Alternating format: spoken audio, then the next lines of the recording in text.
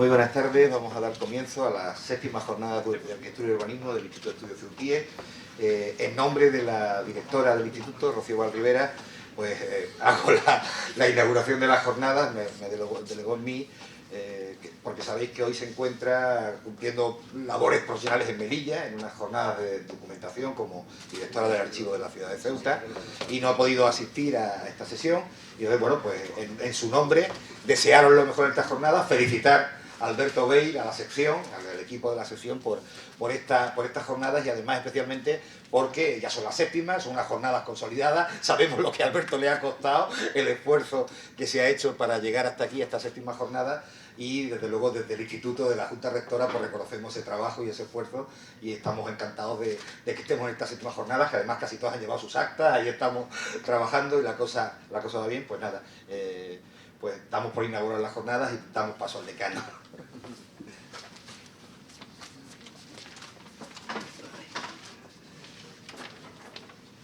Bueno, buenas tardes. Yo, aprovechando que José nos ha echado una mano y él ha inaugurado la jornada, yo solo voy a ser muy breve para explicaros un poquito lo que vamos a ver en estos días. A partir de hoy, los jueves 8, 15 y 22 de junio, en esta sala de uso múltiple de la biblioteca, destacados profesionales y profesores de la arquitectura y el urbanismo darán a conocer sus obras, sus proyectos y sus ideas, poniendo la mirada en nuestra ciudad y en su entorno, ¿no? El formato de esta jornada será más parecido a un ciclo de conferencias a celebrar un día a la semana durante las 3 próximas semanas, con la intención de facilitar la asistencia a la jornada. Es evidente que se celebran aquí, en la sala de uso múltiple de esta Biblioteca Pública del Estado, que tanto nos gusta, que bueno, un edificio que Ángela García de Paredes y Ignacio García Pérez de Orsa nos explicaron en una ponencia en las anteriores jornadas. Hoy participa Antonio González Liñán, autor de las viviendas sociales en Loma Colmenar, que ahora presentará Carlos. El jueves 15 de junio estará con nosotros César López Ansorena, director de la Autoridad Portuaria, con una conferencia titulada Apuntes sobre la relación entre la ciudad de Ceuta y su puerto. Y por último, el jueves 22, María Cristina García y Salvador Guerrero, profesores de la Escuela de Arquitectura de la Universidad Politécnica de Madrid, nos presentarán su trabajo de investigación titulado Ceuta circa 1930, la construcción de la ciudad funcional, fruto de una beca de investigación del IEC. Antes de terminar y de empezar la jornada, queremos agradecer la colaboración y el esfuerzo de las personas e instituciones que hacen posible esta jornada, a los ponentes por su generosa colaboración, a la Consejería de Educación, Cultura y Mujeres de la ciudad de Ceuta por su constante apoyo, muestra de ello está aquí el consejero con nosotros, a la Biblioteca Pública, donde el IEC se encuentra como en su casa, a la Autoridad Portuaria de Ceuta, al personal del Instituto de Estudios CEUTIE por el trabajo desarrollado y a vosotros los asistentes por vuestro interés y vuestra participación. Muchas gracias.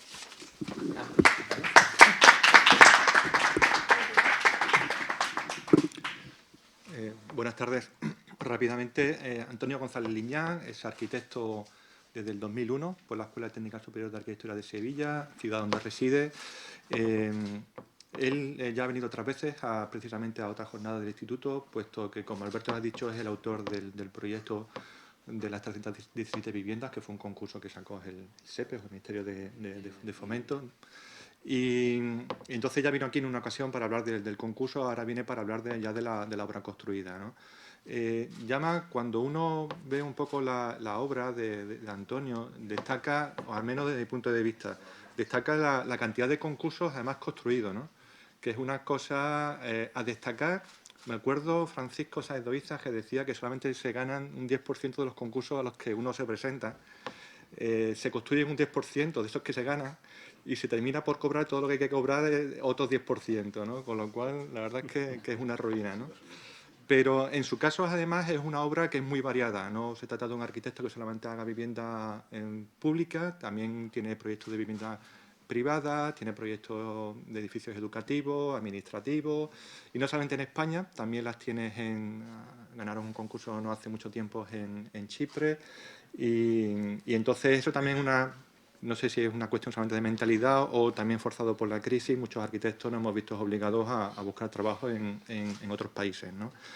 Además de esa variada obra construida y de todos esos proyectos, también ha tenido la suerte de participar en muchas exposiciones en diferentes países, y su obra está publicada en muchísimas revistas, ¿no? Por ejemplo, el proyecto este de Ceuta está publicado en revistas y libros en Estados Unidos, por supuesto en España,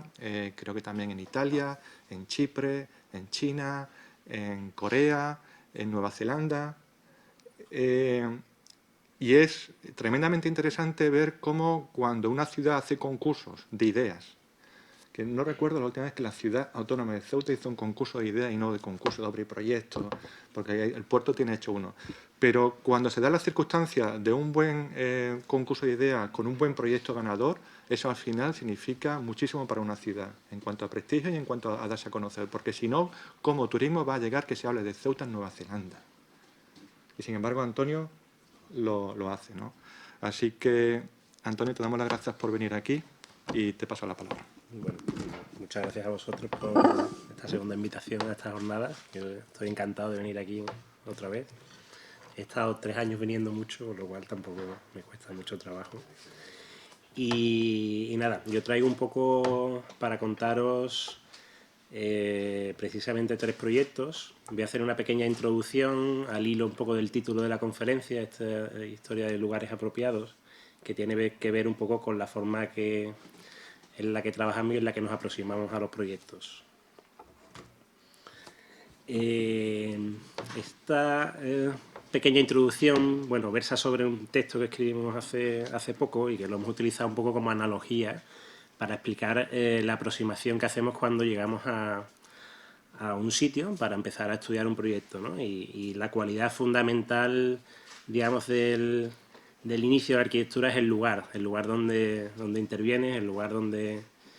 vas a trabajar, ¿no? Entonces, os traigo un poco estas 2 imágenes como una reflexión en relación a la idea esta del espejo. Esta primera imagen es de la película de Ciudadano Kane, del Orson Welles. Bueno, pues intenta transmitir un poco esa... utiliza el espejo, ¿no?, para dar una segunda visión de una realidad ampliada, de una multiplicidad de personalidades que tiene el protagonista, e intenta introducir un poco una visión a través del espejo que no tiene que ver con la realidad, pero que la amplía, ¿no? El segundo es Gilles Deleuze, un filósofo que aunque ya está pasado de moda, pues tiene algunos ensayos interesantes y tenía un libro muy interesante sobre Alicia en el País de las Maravillas y Alicia al otro lado del espejo, y hablaba de cómo la realidad que se crea a través de ese espejo, en el otro lado del espejo, pues genera digamos, una ficción real a partir de la visión de la persona que lo mira, ¿no? Entonces, el espejo, nosotros un poco hemos utilizado esa analogía para proponer la mirada que tenemos sobre el lugar. Una vez llegamos a un lugar en el que vamos a intervenir, en el que la arquitectura va a empezar a establecer una realidad nueva, digamos que el espejo es ese filtro, esa mirada que intenta analizar el lugar desde un filtro diferente, desde una realidad que puede ser paralela, pero que se basa en el reflejo de una preexistencia. Este concepto de apropiación, que en el título aparece como lugares apropiados, y un poco en la evolución del espejo, hemos utilizado un poco esta figura del mimo, porque había un texto de Stéphane Mallarmé, que es el poeta francés del 19, que tenía algunos textos y muy interesantes, y además trabajaba en la poesía como un tema vivo, ¿no? Y tiene un texto sobre el mimo y la mímesis que es muy interesante, porque es un poco el que establece las pautas de cambio entre la mímesis como imitación de la realidad y la mímesis como creación a través del mimo de una ficción abstracta que intenta explicar esa realidad, pero con los conceptos, digamos, abstractos y esenciales para que la gente entienda a través de esa nueva ficción esa realidad que está intentando contar, ¿no? Y tiene que ver con esa ficción, digamos, de estar otra vez al otro lado del espejo sin que exista el espejo, ¿no? Entonces, esta sería la evolución un poco del espejo, esa apropiación de esa visión del espejo a través de una ficción abstracta, digamos que nos sirve el mismo como analogía de esa apropiación del lugar a través de una propuesta de intentar dar un mensaje con las esencias de lo que has capturado sin que se convierta en una mímesis por imitación. Y luego el concepto de la realidad, ¿no? Un poco esto os cuento de cómo te aproximas al lugar y tienes una visión amplia, abstracta, y después te das de bruces un poco con la realidad de cómo construir las cosas, y ahí aparece la gravedad, ¿no? Que es la que te pone los pies en el suelo y la que te obliga a pensar cómo todo el trabajo que tú propones va a tener que mandar todas sus toneladas hacia el suelo para que se repartan. Y estas imágenes lo traía del pabellón de Mies, muy conocido, el pabellón de Barcelona de la Expo del 29, que tiene digamos, una propuesta súper interesante con respecto a la percepción de esa realidad, en el que si tú le das la vuelta, digamos que el pabellón permanece igual, ¿no? El agua es el reflejo del cielo, el punto de vista está justo a la mitad, digamos, de la altura entre el techo y el suelo, y esa estatua que se queda al revés, aunque su reflejo sigue estando en su realidad perspectiva, digamos, vertical, es la única que te da esa referencia de que algo falla, ¿no? De que parece que la estatua se cae. Sin embargo, nos gusta un poco este ejemplo porque también te permite pensar que la gravedad, esa ley tan potente y tan interesante que nos obliga siempre a pensar que la construcción no tiene que ver con muchas cosas, pero sobre todo en cómo se sostiene, pero que con la gravedad también se puede jugar de alguna forma, ¿no? Entonces, nos interesan un poco estas visiones y lo cuento como un poco analogía de ese discurso de cómo intentamos apropiarnos de los lugares con una visión un poco abstracta y comprendiendo cada lugar como con un sentido muy amplio, que tiene que ver no solo con las preexistencias, digamos, físicas, sino que tiene que ver con los elementos culturales que lo caracterizan, con el clima, con la geografía y con cualquier aproximación social que pueda tener un lugar concreto, y de esta manera el lugar se construye como un elemento muy amplio. Y esto sería un poco ese pequeño resumen, como un flash de imagen, de cómo esa apropiación de una preexistencia con un leve gesto abstracto puede cambiar un poco el sentido de la comprensión de lo que antes había y lo que aparece como nuevo, ¿no? Este pequeño desconchón en una pared que se le pinta un ojo y unas orejas y digamos que genera una visión nueva sobre algo que antes no existía, utilizando lo que una visión personal de una persona ha decidido que puede ser un animal o un ratón, ¿no? Y este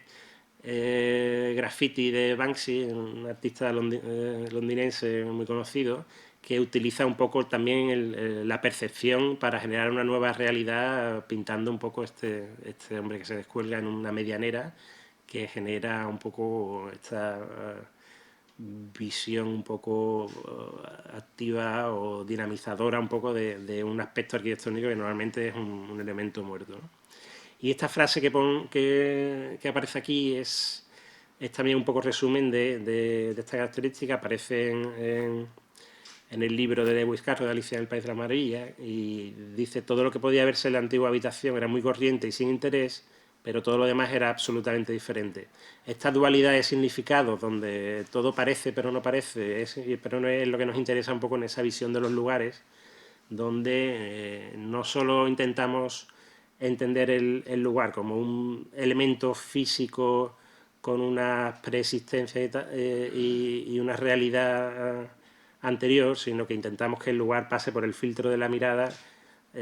para apropiarnos de él y que ese nuevo lugar sea la base para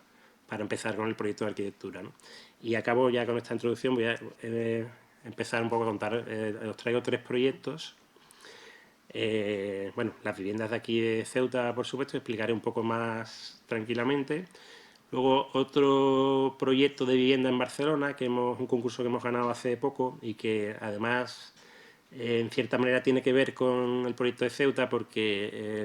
es una evolución de la tipología de vivienda que utilizamos aquí. Y luego el proyecto del concurso de Chipre que ganamos el año pasado, que ha contado es una facultad de medicina en Nicosia, en la capital de Chipre. Y bueno, tiene un poco que ver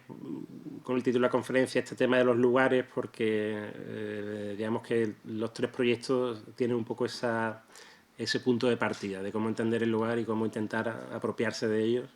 y cómo entender que esos lugares son apropiados para la arquitectura que van a recibir. Bueno, el proyecto de Ceuta, no os voy a explicar dónde está, porque parte un poco de, supongo que muchos lo conocéis, de la ordenación que se propuso para toda la Loma de Colmenar, que hay una parte que está ejecutada, otra que todavía está en proceso, y que se rige un poco por la centralidad alrededor del nuevo hospital, y que cuando salió el concurso, digamos, este plano que veis aquí era el que, digamos, era el plano de partida, el plano que definía un poco los usos, el plano de ordenación de toda esa zona, y que, bueno, como plano a nosotros no nos resultaba excesivamente atractivo porque simplemente otorgaba digamos, unas manchas de color sin tener en cuenta pues, que había una topografía, que había unas condiciones importantes y cuando empezamos a estudiarlo pues nos dimos cuenta que no era tan fácil porque todas las parcelas que entraban en el concurso pues estaban en situaciones topográficas diferentes, complicadas y bueno, que eran complejas de resolver con un modelo de vivienda que fuera único o que pudiera adaptarse a distintas circunstancias, ¿no? Entonces nosotros empezamos a trabajar sobre esta visión abstracta que os he dicho del lugar, utilizando unas referencias externas y a la vez, digamos, reutilizando la topografía real existente, que sería un poco este plano, esa topografía donde al final lo único más o menos plano que había era el hospital y todo lo que había alrededor pues era, digamos, con unas pendientes bastante acusadas. El concurso, no sé si lo recordáis, el concurso era sobre no sé si eran 4 o 5 parcelas que tenía SEPES alrededor del hospital y nosotros empezamos a trabajar sobre una ordenación que pudiera servir para todas las parcelas, ¿no? Entonces, trabajamos con una trama geométrica abstracta que tenía que ver un poco con las orientaciones, los vientos dominantes, con un poco una geometría que intentábamos sacar de esa superposición de capas que tenía que ver con la recuperación urbana de una trama de calles, de espacios públicos. Bueno, nos servía, digamos, para generar un poco esta superposición donde, aparte de generar una nueva trama para crear una topografía modificada, pues empezaban a aparecer esa idea de espacios públicos, de calles, de plazas e incluso zonas verdes. Y al final lo que extrajimos fue una topografía modificada que nos sirvió un poco de base para empezar a trabajar sobre el proyecto. Esta fue un poco la propuesta sobre las parcelas de vivienda que estaban en el concurso y veis ya que la topografía aparece totalmente modificada con respecto un poco a esa idea de nueva trama y que empiezan a aparecer pues esos escalonamientos que sirven de soporte para los distintos edificios. Esta, no sé si soy yo o...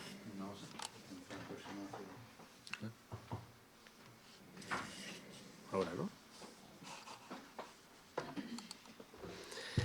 Esta es una maqueta un poco de idea, de concepto que hicimos sobre esa topografía, nueva topografía para toda la montaña y cómo los nuevos edificios podían ir adaptándose a esa nueva geometría, apoyándose, plegándose o volando sobre ella, ¿no? Era un poco la primera idea, la primera aproximación a cómo podía definirse la arquitectura que queríamos proponer para todo el conjunto. Empezamos a trabajar con las secciones, que evidentemente son muy importantes porque al final la topografía es la que de alguna manera define define la intervención. Y las secciones, veis aquí un poco, empiezan ya a explicar algunos aspectos importantes del proyecto con respecto al conjunto de ordenación, que los edificios en algún momento flotan, intentan que haya siempre conexiones por debajo de ellos para que no se creen espacios cerrados entre los edificios, que era una cosa importante. Al haber tantos muros con tantos desniveles, nos parecía que las calles podían quedar como calles muy cerradas, muy oscuras, y siempre hemos intentado que esta conexión por debajo de los edificios pueda generar un poco esa amplitud de espacio o esa capacidad de que la luz pueda llegar, digamos, a todas las calles interiores, ¿no?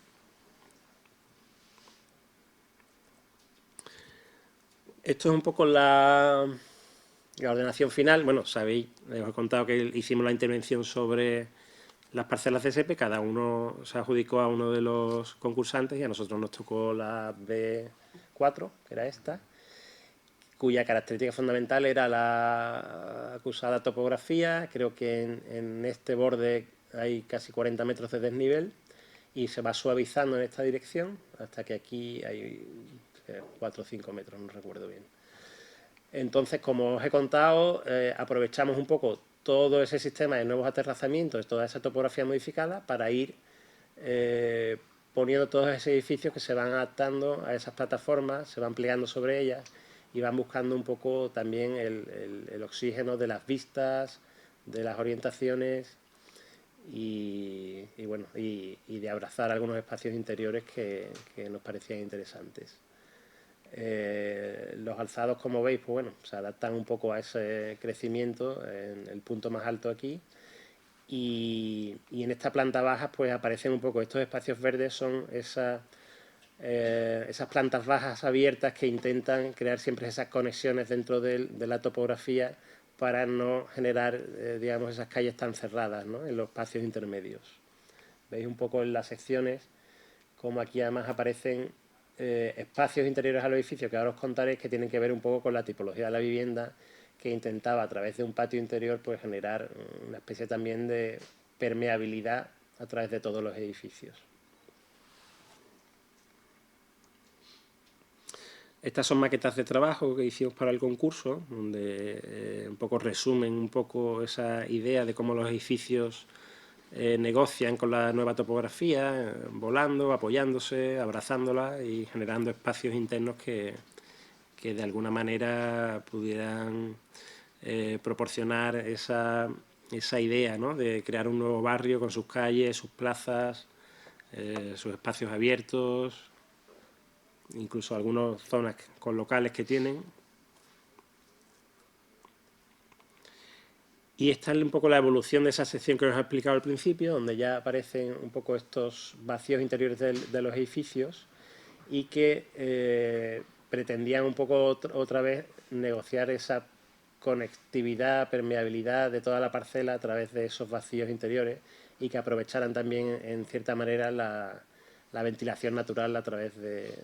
estos patios conectados, ¿no?, de esos vacíos interiores a las viviendas. Y bueno, esta planta, aunque no se suele enseñar muchas veces la planta de sótano de aparcamiento, me parecía interesante porque dentro de toda la dificultad que ha tenido el proyecto, una de ellas era la accesibilidad, ¿no?, a través de una topografía tan pronunciada, cómo permitir que la gente pueda llegar andando hasta el portal de su casa o en coche hasta el portal abajo para subir a su casa sin que tenga que subir escaleras, rampas o negociar con esa topografía tan acusada. Entonces, al final, debajo del edificio existen una serie de calles que siempre van en plano con alguna pequeña rampa de adaptación a la topografía existente, pero tanto para el acceso de los coches como para los accesos peatonales a las parcelas, cada uno que accede a su portal, a su edificio, digamos que entra siempre en continuidad sobre una superficie plana, ¿no? Para llegar a su casa no tiene que subir escaleras ni rampa. Entonces, con esto quiero explicar un poco que el proyecto atiende a muchas complejidades dentro de muchos aspectos, complejidades de circulaciones, de resolver muchos temas de normativas específicas que hay para cada cosa. Esta calle es de acceso también rodado, porque habría que permitir también el acceso por seguridad de incendio a un camión de bomberos. Entonces, los edificios, evidentemente, tienen que cumplir con muchas normativas, pero además adaptarse a una realidad compleja, ¿no? que es el lugar donde nos situamos. Bueno, no he explicado, pero también lo conoceréis bien, la normativa urbanística definía estrictamente un poco todas las condiciones de alturas, edificabilidades y todo esto. Mucha edificabilidad y mucha densidad para esta parcela, que ha sido complicado de resolver para que la distancia entre los edificios, la generación de sombras de un edificio sobre otro funcionara. Entonces ha habido mucho trabajo sobre estos temas para intentar que todo cumpla de la mejor manera posible y además se adapte a una comodidad de vida que funcione lo mejor posible, ¿no? Dentro de tanta normativa que actualmente existe. Esto ya es la maqueta del conjunto final, la maqueta de trabajo que hicimos antes de empezar la obra para confirmar un poco todas las formas y que recoge un poco en abstracto pues esas 4 o 5 ideas que os he contado que definen el proyecto, ¿no? Esa topografía nueva modificada, ese movimiento de los edificios a través de ella y esa permeabilidad que las terrazas y los patios interiores de los edificios pues permiten un poco a toda la parcela, ¿no? Simplemente aquí la definición de un edificio, su planta con esos patios y terrazas, los alzados y secciones, un edificio tipo, yo creo que este es el 1, si no me equivoco. Y nada, simplemente cada edificio pues llevaba su definición estricta del proyecto y nada, simplemente traía esto para entrar en detalle, explicar un poco en detalle la tipología de vivienda, que me parece más interesante. Este es el edificio tipo, veis que se define un poco por una banda central que contiene todos los núcleos húmedos, los baños, las cocinas, también los núcleos verticales de comunicación e instalaciones. Estas terrazas patios que se van, digamos, superponiendo en las distintas plantas, cada una para un lado, y esta fachada profunda que permite un poco que la orientación sur, la incidencia solar no sea muy directa y pueda generar sombra cuando el sol está abajo, para que las estancias que están a sur no se calienten mucho en verano y sin embargo a norte pues la fachada no necesita esa profundidad, con lo cual el edificio tiene un poco esta dualidad de negociar con las realidades climáticas que hay en Ceuta, ¿no? Y bueno, este es el tipo de vivienda que veis aquí cómo funciona, tanto en planta como en sección. En sección tiene este tema que creíamos que era interesante, un poco esta conectividad y que hemos evolucionado también para el próximo proyecto que os enseñaré, que genera esa permeabilidad y esa posibilidad de aprovechar las condiciones climáticas de ventilaciones cruzadas para intentar en lo máximo posible que cuando las condiciones de verano, primavera, cuando digamos el calor es más importante, se pueda aprovechar lo más posible esa posibilidad esa circunstancia de utilizar las brisas locales para ventilar las viviendas. El tipo se basa en girar alrededor de ese patio con su terraza. El salón de alguna manera está partido en 2 partes, con la cocina en medio,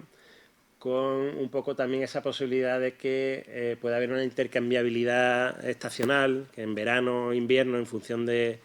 que nos interese, podamos estar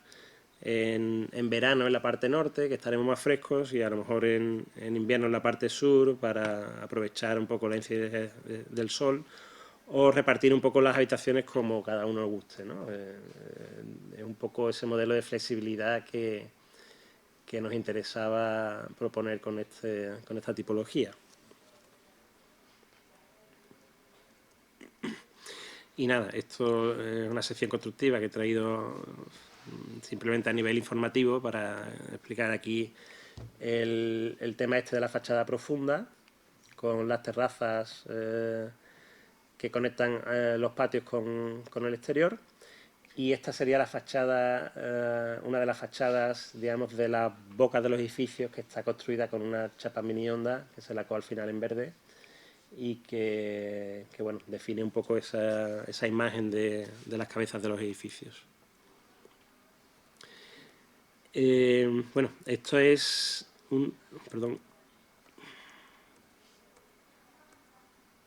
una imagen, 3 imágenes ya finales del proyecto acabado, donde se ve un poco el estado final en distintas circunstancias, ¿no? Una vista aérea con Ceuta al fondo, esta vista un poco más frontal y la vista desde abajo, desde el mar, donde aparece un poco esta continuidad del alzado de El Príncipe con las viviendas nuevas de aquí también de Loma de Colmenar, y que acaban un poco con estas pequeñas cabecitas que casi intuyen un poco, o no lo sé, o no intuyen, pero dan un poco la imagen de lo que hay detrás. Y he traído para contar, quería hacer un pequeño inciso dentro de, no sé, nos gusta contar muchas veces los proyectos desde el punto de vista más filosófico, arquitectónico, estético, como quiera llamarse, y la complejidad que ha tenido esta obra con respecto a muchos temas, pero sobre todo a temas estructurales, de topografía de suelo, me gustaría un mínimo inciso contarlo, ¿no? Se hizo un estudio de estabilidad de toda la ladera, cogiendo un modelo en la parte más desfavorable de la parcela, que es la parte con más diferencia topográfica, y utilizando el estudio geotécnico que teníamos, que digamos, el estudio geotécnico había detectado diferentes tipos de suelo en la parcela, creo que había 5 o 6 tipos de suelo, y se metieron en el modelo de cálculo, y al modelo se le fue introduciendo, digamos, las cimentaciones de los edificios que aparecen aquí con sus zapatas, las losas de arriostramiento de esos edificios, y luego los muros y los arriostramientos de los muros, que ya sean con vigas que van conectadas a las cimentaciones de los edificios, o con losas que conectaban también, digamos, cuando no había vigas, ¿no? Entonces, todo el sistema funciona como un conjunto estructural, como un pliegue continuo que siempre está conectado, ¿no? Entonces, existe ese soporte estructural que digamos, actúa como un conjunto y no como edificios aislados que apoyan por sí mismos. Todo está conectado y todos los esfuerzos se acaban repartiendo de una manera, digamos, más conjunta. Veis aquí un poco los resultados de este cálculo de estabilidad. Se metió las condiciones del suelo y se metieron los edificios para saber el peso que transmitían los edificios y las deformaciones que, en función del movimiento que podía tener el suelo, podían llegar a los edificios. Veis un poco los estados de deformación que podía tener el conjunto sin los edificios y con los edificios. Digamos que el edificio 1, entre comillas, es el más desfavorable, porque es el que más peso transmite en la cabeza, ya que tiene una parte en vuelo, y además es la parte donde, digamos, la topografía es más desfavorable, pero las deformaciones eran mínimas y, por supuesto, muy holgadas dentro de la normativa.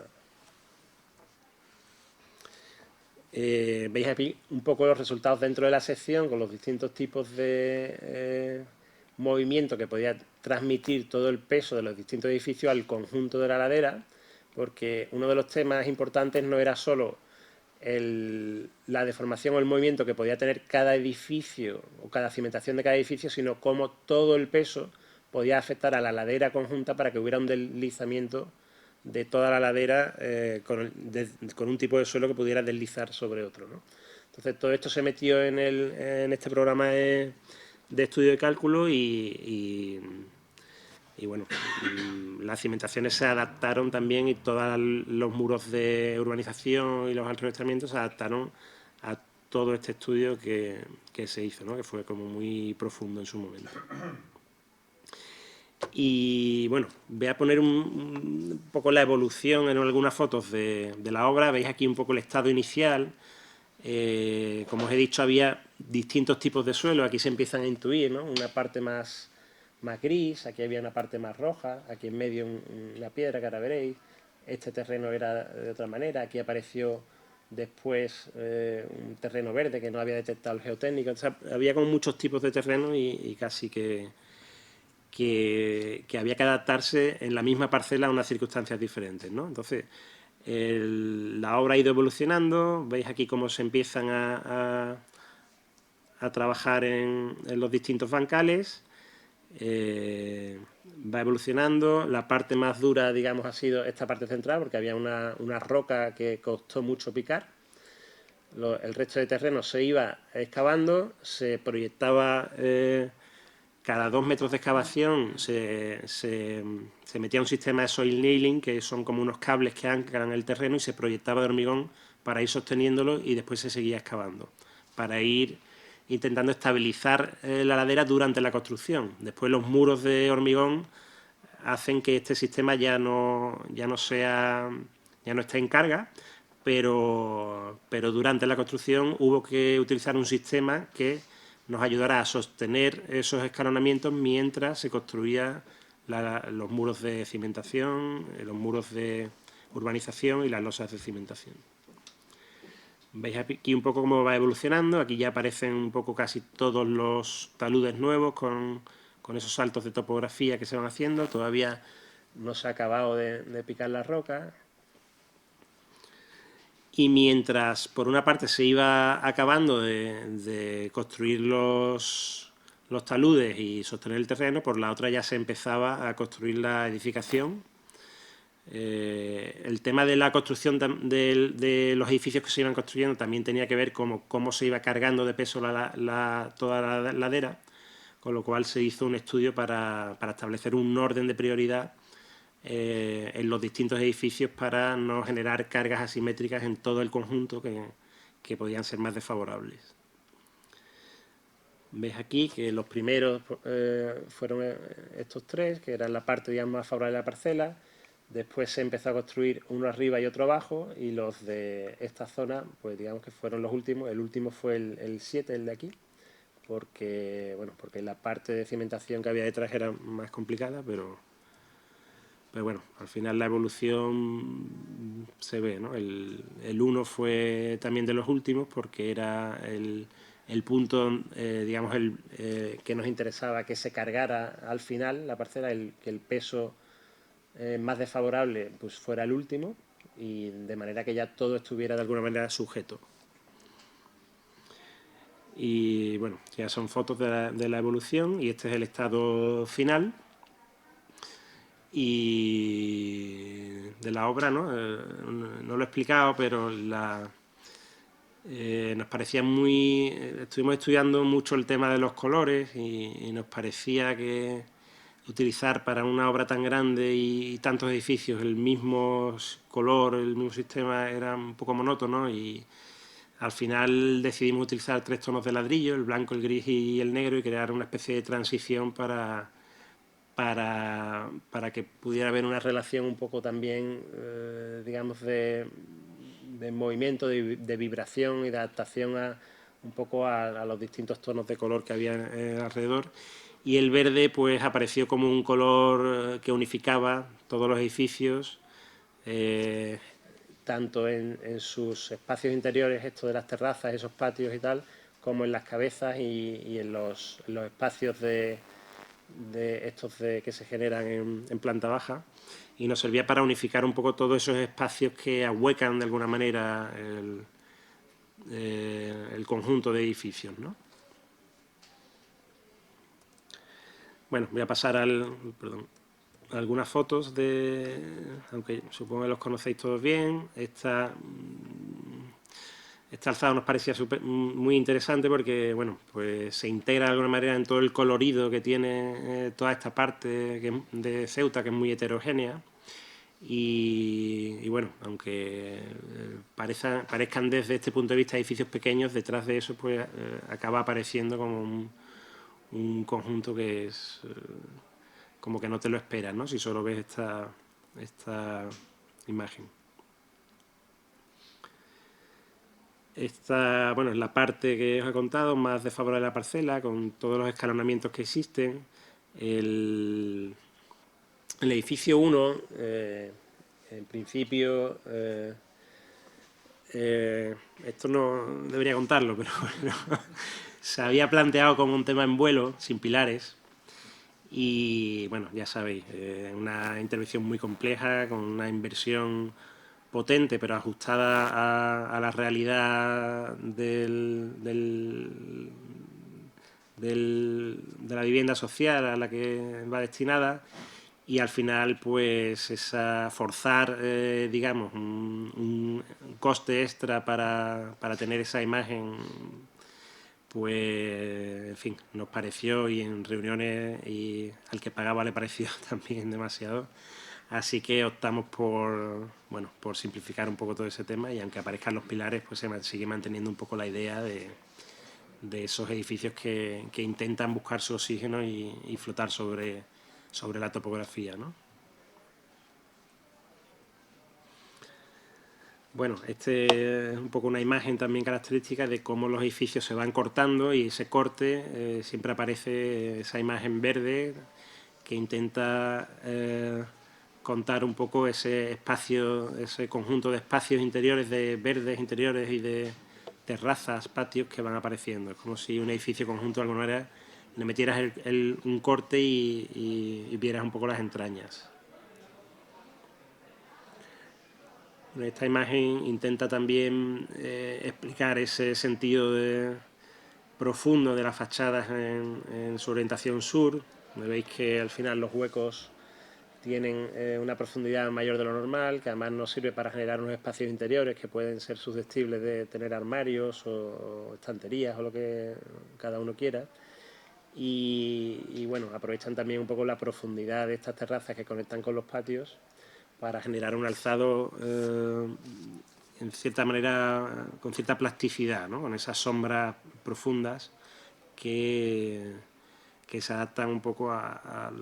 la inclinación del sol en cada época del año, ¿no? Que no pasa en las fachadas nortes, pero bueno, que nos parecía interesante en este punto de vista. Bueno, alguna imagen más de los edificios desde la parte de la rotonda de acceso a la urbanización, donde se ve un poco esta idea también de que los edificios intentan aparecer de alguna manera flotando entre ellos, adaptándose a esa realidad topográfica, y de esos espacios que se van generando debajo de los edificios para, digamos, establecer una continuidad a través de la parcela, que un poco era uno de los parámetros de inicio del proyecto, ¿no? Bueno, algunas imágenes más donde en algunos puntos los edificios se han tratado como alzados un poco más abstractos, con los huecos de las terrazas de los tipos que quedan en los extremos de los edificios, y que se relaciona un poco también con los espacios públicos, este tipo de calles, plazas, que se van generando entre los edificios, ¿no? Algunos edificios que pasan por encima de las calles, pero al final negociar con toda esta topografía, con muros muy altos y con calles a distintas alturas, pues tiene un poco estas cosas, ¿no? Que intentábamos siempre que hubiera de alguna manera esa riqueza de continuidades espaciales a través de la parcela. Bueno, alguna imagen más, tampoco voy a entrar muy en detalle. Esta cabeza funciona de una manera diferente, porque la tipología, digamos, que cortamos en este punto, pues se corta de otra manera que las demás, entonces aparecen esas terrazas profundas, ¿no? En las cabezas de este edificio, creo que en este y en otro, en el 9 también. Y bueno, y otra vez un poco esta intención de generar espacios de continuidad a través de los edificios y espacios de conexión a través de rampas o escaleras en las distintas áreas de la topografía, para que también interiormente pueda haber una conectividad de las personas dentro de los distintos edificios, ¿no? Aunque cada uno pueda llegar desde la entrada a su casa andando y sin subir escaleras, pues bueno, todo este sistema de conexiones de escaleras y tal ayudará a que de alguna manera la conexión interna pueda funcionar mejor.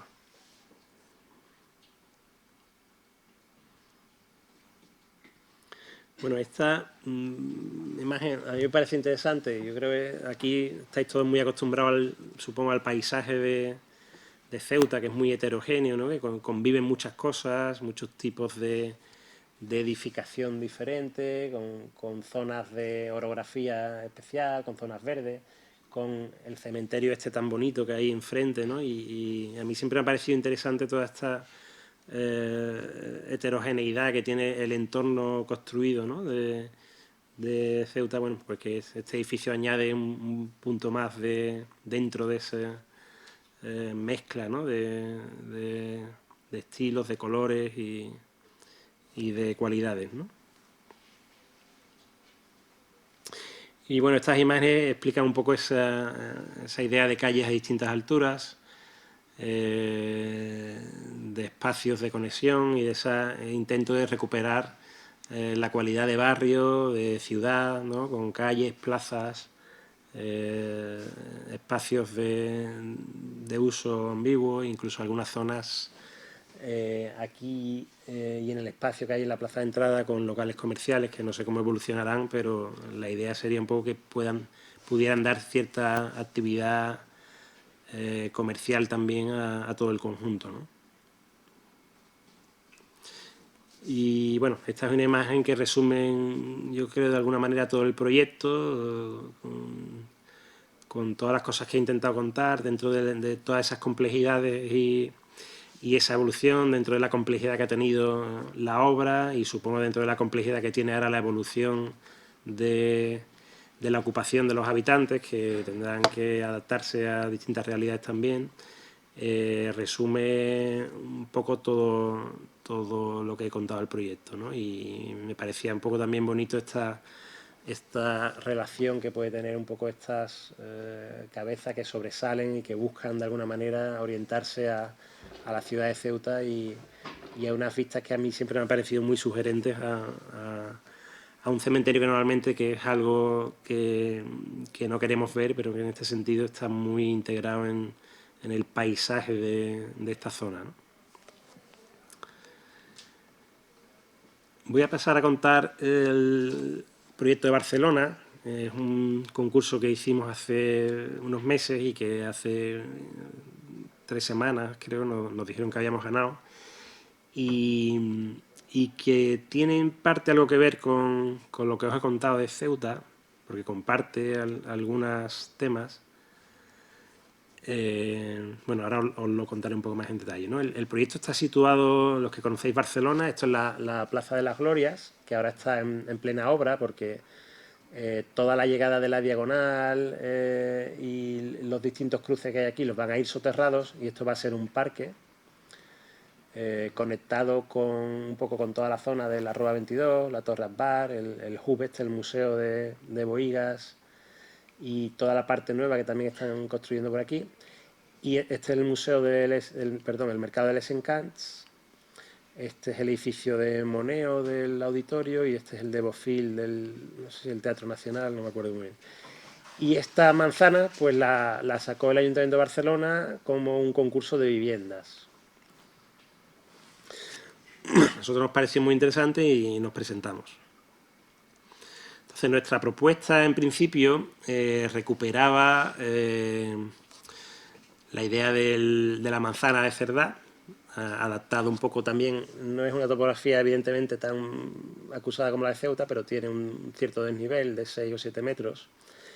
Y nuestra propuesta recuperaba esa idea de manzana, pero en cierta manera una manzana que está abierta a los espacios públicos que tiene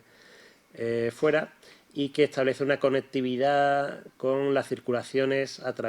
una permeabilidad con las circulaciones a través de este gran patio interior que pueden conectar tanto con el espacio de la Plaza de las Glorias, con los espacios públicos que se crean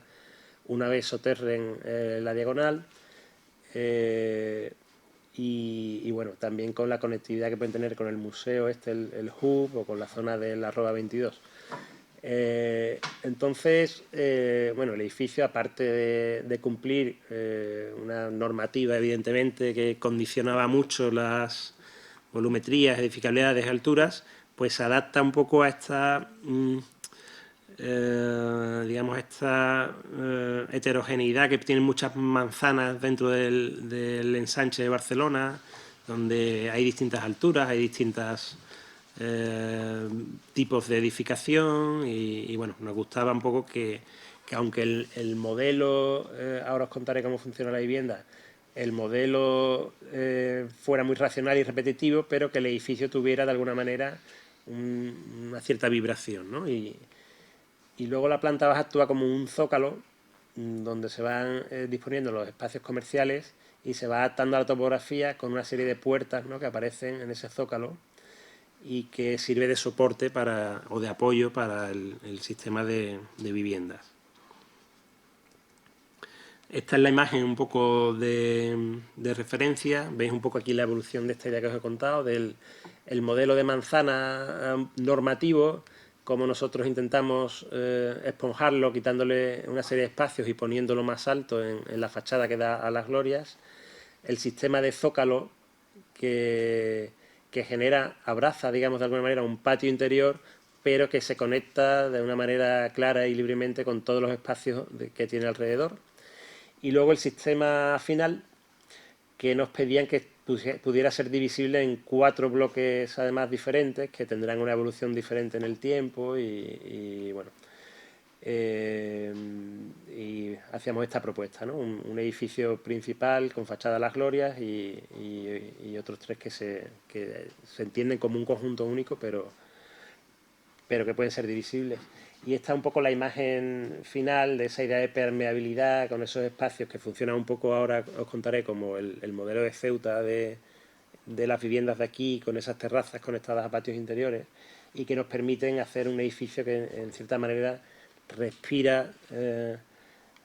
a través de él y a través del gran patio y a través del otro edificio y genera un poco toda esa posibilidad de conectividad que se generan en estos espacios, ¿no?, que van apareciendo interiormente. Esta es un poco la propuesta tanto del conjunto del edificio como del edificio tipo, en este caso es este de la cabeza, donde hay 11 plantas, y que, como veis, pues tiene que ver con el de Ceuta, comparte esta idea de núcleos centrales húmedos, comparte la idea del patio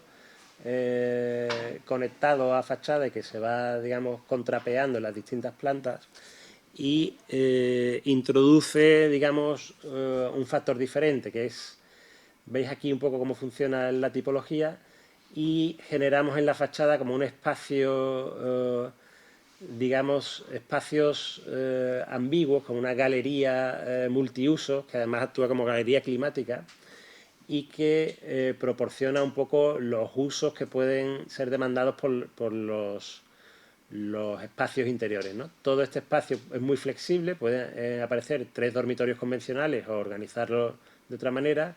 y los espacios de almacenamiento, espacios de estudio, espacios de juegos de niños, de armario o de lo que pudiera ser, los organizamos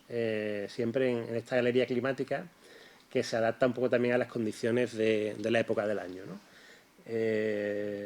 Y la terraza funciona como las viviendas de aquí de Ceuta, con su terraza conectada al salón y su cocina conectada al patio, ¿no? Entonces, el modelo de sección es prácticamente el mismo y el sistema de esta doble piel es, digamos, el que más nos ha interesado desarrollar en este punto, porque genera una posibilidad de aprovechamiento en las distintas épocas del año, ya sea teniendo una puerta cerrada y otra abierta en primavera, teniendo las 2 cerradas en invierno, con lo cual genera una especie de invernadero que aprovecha las condiciones del calor para transmitirlo a la vivienda. Y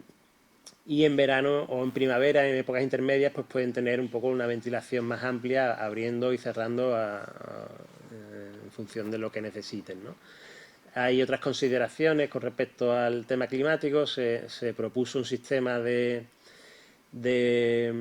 ventilación forzada con intercambiador de calor para mejorar un poco la ventilación también en las épocas en las que no se pueda utilizar la ventilación natural.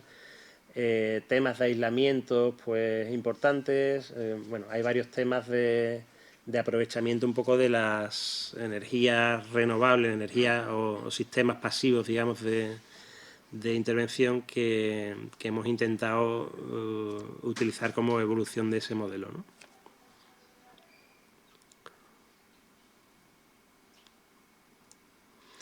Esta sería un poco una imagen de cómo podría funcionar la fachada en este caso, con esos espacios intersticiales, ¿no?, ambiguos, estas terrazas profundas que están conectadas con el patio interior y un sistema también de control de la incidencia solar, que todavía no sabemos muy bien cómo será, pero que debe ser, digamos, adaptable a las distintas condiciones también de incidencia solar. Esta es una sección tipo de cómo funcionaría un poco ese modelo: el espacio de cocina ligado al patio de la terraza, este espacio de, digamos, de salón, comedor, y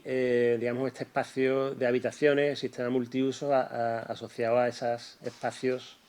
de fachada, esa galería climática que puede ser utilizable de muchas maneras, ¿no? El Ayuntamiento de Barcelona en este proyecto buscaba también, digamos, cierta flexibilidad de uso, porque no tenía muy claro el modelo que quería, con lo cual, dentro de la propuesta del concurso, ofrecía a los arquitectos cierta libertad en el sistema de generación de ese modelo de vivienda, ¿no? Con lo cual, nuestra vivienda ahora mismo es muy adaptable, muy flexible al uso que pueda demandarse, ¿no? Y bueno, esto es un poco la imagen final del edificio en una maqueta, donde es esa idea de zócalo de apoyo abierto por esas grandes puertas y un sistema abstracto, repetitivo y permeable que construye toda la imagen del edificio y que va adaptándose a las distintas alturas del edificio en las distintas partes. Y el tercer proyecto que traigo es la Facultad de Medicina y Ciencias de la Salud en Nicosia, en Chipre. Es un concurso que ganamos ahora un año así, y estamos trabajando ahora en el proyecto ejecutivo. Y bueno, para los que no os conozcáis, no sé si se ve muy bien aquí, pero bueno, Chipre es una isla, está aquí, está debajo de Turquía realmente, al lado de Siria, que está por aquí, y está muy arraigada a la cultura griega, aunque no está cerca, pero siempre ha sido griega. Y ahora mismo pues la isla está partida por dos: la parte norte es turca y la parte sur es griega, aunque fue colonia inglesa durante muchos años, pero bueno, la cultura real que tienen allí es muy griega, ¿no? En Nicosia se está haciendo un nuevo campus universitario. Allí es un país pequeño, es 1,5 millones de habitantes, y históricamente no ha tenido universidad. Toda la gente se iba a estudiar a Inglaterra porque han tenido esa relación, digamos, casi de colonia, y en los últimos años pues están creando una universidad nueva, poco a poco, ¿no? Van construyendo edificios, ya tienen 5 o 6, y bueno, sacaron el concurso y tuvimos la suerte de ganarlo. Y nosotros digamos que propusimos un modelo que se adaptaba también a un concepto cultural más amplio, ¿no?, del modelo mediterráneo de reutilización del patio, del paisaje, de abrazar un espacio público que puede ser utilizable, y de ahí que empezáramos a trabajar sobre un modelo geométrico muy abstracto que se adaptaba a las circunstancias propias de la parcela y que, más que negociar con la realidad arquitectónica de los edificios de al lado, pues generaba una realidad propia, ¿no? Entonces, ahora veréis, la topografía es importante también, tiene un salto de 8 o 9 metros, y el edificio se adapta un poco a esa topografía, volando sobre ella y abrazando un espacio interior, generando una especie de patio o bosque interior que además está conectado de alguna manera con los espacios externos de la universidad. Este es un poco el proceso que seguimos para llegar un poco a esa idea que os comento. El edificio un poco normativo, el volumen normativo con sus alturas, se adapta un poco a la topografía. Intentamos que se levante para generar una conectividad interior y que el edificio vuele y permita que el paisaje, digamos, pase por debajo suya. Introducimos este patio interior que está conectado, digamos, con el resto del espacio que lo rodea. Intentamos que la fachada que queda en vuelo y que tiene las vistas más importantes hacia el bosque que tienen enfrente, el bosque de Atalasa y una montaña importante, pues tenga un poco un sistema diferenciado y que se adapte un poco a esa visión. ¿Puede ser esto?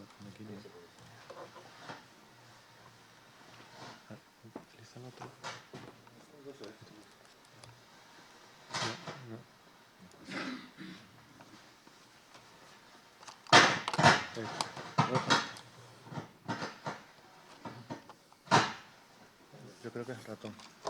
Sí, lo quitamos. No hace falta. No. Ya, ¿no?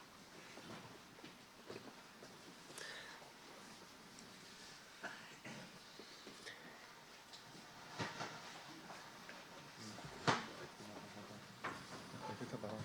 ¿Está apagado? No, podemos probar. Ah. Sí, puede ser. Era yo. Y este alzado se pliega de alguna manera para generar un poco esa idea de visión hacia el paisaje. La cubierta participa también de esa idea de paisaje continuo, de paisaje verde, aunque os tengo que confesar que ahora en el proyecto ejecutivo ya no nos permiten que la cubierta sea tan verde, pero bueno. Y luego el hall de acceso está conectado con el bulevar que tienen peatonal de la universidad, generando una especie de continuidad peatonal hacia el edificio y hacia el patio interior, ¿no? Estos diagramas de abajo simplemente explican un poco el modelo estructural, que está basado en 4 soportes de hormigón que contienen los núcleos de comunicación vertical y unas grandes cerchas que permiten que el edificio quede en vuelo sobre la topografía, ¿no? Estas son las circulaciones, esos 4 núcleos tienen unos pasillos que rodean el patio y a los que se van, digamos, enchufando de alguna manera todos los usos que necesita el edificio. Y por último, al generarse este patio nos parecía interesante que hubiera una posible conectividad entre las distintas plantas y los distintos usos a través del patio. Entonces se propusieron una serie de pequeños puentes que van conectando el edificio y grapando de alguna manera los distintos usos. Esta es un poco la maqueta que explica un poco esa idea de cómo alzado aquí se genera una especie de grieta que mira el paisaje y estos sistemas de conexión de todos los pasillos que rodean el patio pues permiten que alguien que está aquí pueda bajar o subir y estar conectado sin tener que dar vueltas al patio continuamente, ¿no? Esto es un poco ahora veréis la sección, la imagen de esto que os explicaba, de esta continuidad que nos interesaba del patio interior, que nos gustaría que fuera un patio con árboles potentes, con mucha sombra, con esos pinos mediterráneos grandes, ¿no?, que existen por allí, y que de alguna manera se conecta con el paisaje exterior y genera debajo del edificio también una plaza multiusos bueno, que en Chipre, que tiene un clima que puede ser parecido al de Ceuta, tiene bastante aprovechamiento durante muchas épocas del año. Bueno, esta es un poco la imagen del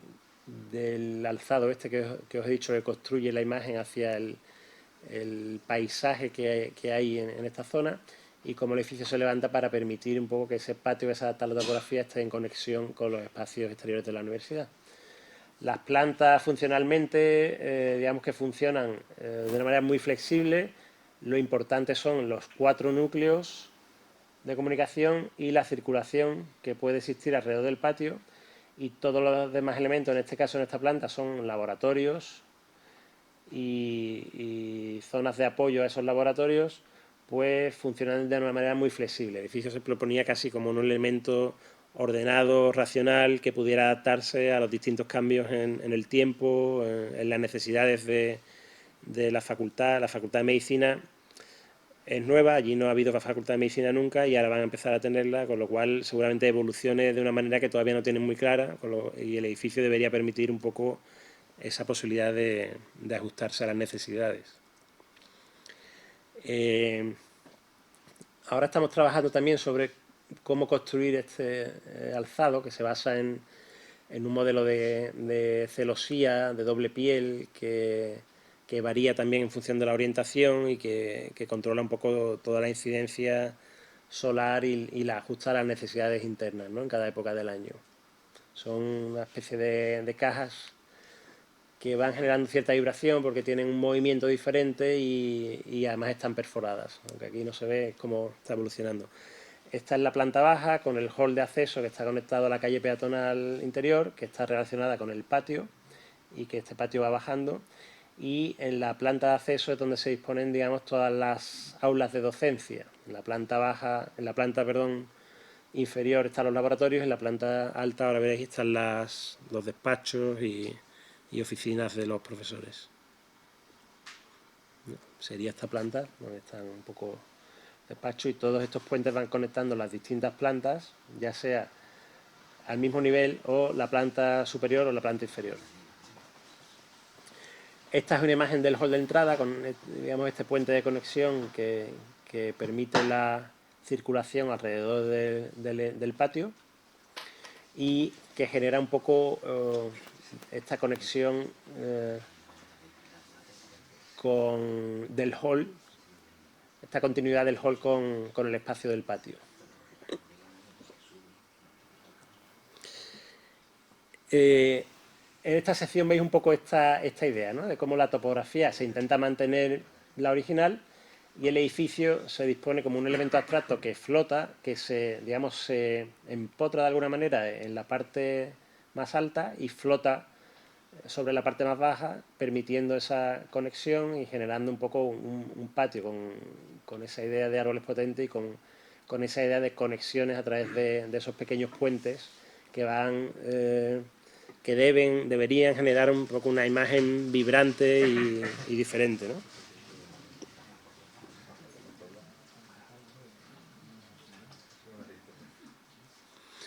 Y bueno, esto es un poco ya, creo que, no sé si es la última, pero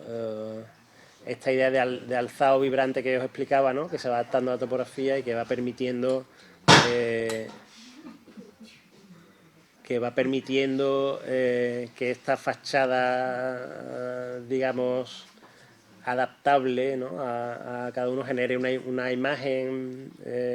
que parece uniforme, pero que después debería ser vibrante y cambiante, ¿no? Es un poco la idea del edificio, que se construyen como una imagen muy única, pero que debe, en función de las sombras, de las iluminaciones, debe vibrar de manera diferente en función de la orientación que tenga. Y estas sí son ya las últimas fotos y simplemente nada, el resultado final un poco del modelo, donde la maqueta, a nosotros nos gusta mucho trabajar en maqueta porque al final es donde más fácil vemos los resultados de las ideas básicas que tenemos a la hora de construir un proyecto. Y en esta pues resume un poco ese modelo abstracto de elemento cuyo corazón es el patio y que de alguna manera cuyos usos están grapados a través del patio y que se adapta a una realidad propia y a un modelo del lugar que tiene más que ver con la concepción cultural del espacio mediterráneo, del patio, de la vegetación, los árboles, que no a negociar con las realidades arquitectónicas que existen alrededor del edificio, ¿no?, que no nos parecían muy interesantes, y aunque el edificio se cierra un poco en sí mismo, creemos que se adapta un poco a esta conciencia más abstracta del lugar. Y yo creo que es todo. Si alguien tiene...